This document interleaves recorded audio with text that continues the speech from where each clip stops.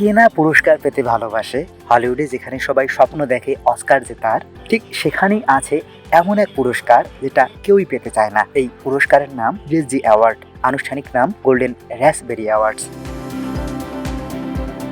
1981 সালে মার্কিন চলচ্চিত্র প্রেমী জন জেবি উইলসন মজার ছলে এই পুরস্কার চালু করেন। রেজি অ্যাওয়ার্ড দেয়া হয় বছরের সবচেয়ে খারাপ সিনেমা, খারাপ অভিনেতা, খারাপ অভিনেত্রী এবং খারাপ পরিচালকদের। অর্থাৎ যেখানে অস্কার কর্তৃপক্ষ সেরা কাজকে সম্মান জানায়, সেখানে রেজি তুলে ধরে সবচেয়ে খারাপ কাজগুলোকে। মজার ব্যাপার হলো, যেসব বিজয়ী রেজি নিতে যান না, তাদের বাড়ির ঠিকানায় সরাসরি পুরস্কারের ট্রফি পাঠিয়ে দেয়া হয়। নেতিবাচক প্রচারণার ভয়ে অনেক তারকা এই পুরস্কার অনুষ্ঠানে যান না, তবে ব্যতিক্রমও আছে। 2005 সালে ক্যাট ওমান সিনেমায় অভিনয়ের জন্য রেজি গ্রহণ করেছিলেন হলিউড অভিনেত্রী হ্যালি বেরি। অনুষ্ঠান মঞ্চে হাতে করে নিজের অস্কার ট্রফিও নিয়ে এসেছিলেন তিনি। এর আগে অবশ্য মাস্টার্স বল সিনেমায় অভিনয়ের জন্য 2002 সালে প্রথম কৃষ্ণাঙ্গ নারী হিসেবে অস্কার জেতেন তিনি।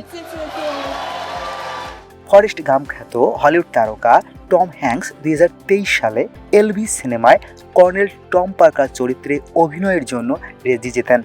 যদিও একই বছর সিনেমাটি 8টি অস্কার মনোনয়ন পায়। 2017 সালের গোল্ডেন র্যাসবেরি অ্যাওয়ার্ড পরিচালক মেল গিবসনের জন্য একটি বিশেষ বার্তা বহন করে। এই বছর তিনি তার পরিচালিত চলচ্চিত্র হ্যাকশো রিচ এর জন্য রেজি জেতেন। যদিও একই বছর তিনি অস্কারে বেস্ট ডিরেক্টর বিভাগেও মনোনয়ন পান। এর আগে গিবসন 1996 সালে ব্রেভ হার্ট চলচ্চিত্রের জন্য বেস্ট পিকচার এবং বেস্ট ডিরেক্টর এই দুই বিভাগে অস্কার জেতেন। পরে 2018 সালে আবারও রেজিতে তার নাম আসে। সে সময় তিনি ড্যাডিস হোম 2 ছবিতে অভিনয়ের জন্য রেজি জেতেন। এছাড়াও রেজি পুরস্কার বিজয়ীদের তালিকায় রয়েছে Leonardo DiCaprio, Jared Leto, Ben Affleck সহ বিখ্যাত অনেক হলিউড তারকার নাম। এই বছরের রেজি পুরস্কার দেয়া হবে 14 মার্চ। রীতি অনুযায়ী অস্কার পুরস্কারের একদিন আগে এই অ্যাওয়ার্ডটি দেয়া হয়।